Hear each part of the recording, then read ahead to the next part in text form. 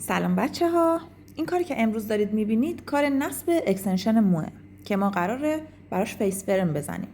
جلوی مو بلنده و پشت مو رو که مشکیه قراره باز یکم بلندترش کنیم. نصب به شدت ظریفه، نصب با لیزر هست و اینکه الان اگه دقت کنید توی تصویر میبینید که با چسبای به شدت ظریفه. لطفاً ما رو سابسکرایب کنید، لایک کنید و از ما حمایت کنید چون قراره کلی کار جدید براتون بذاریم. و از همه مهمتر هر مشکلی، هر سوالی، هر مشاوره‌ای که داشتین لطفاً کامنت بذارید برای من.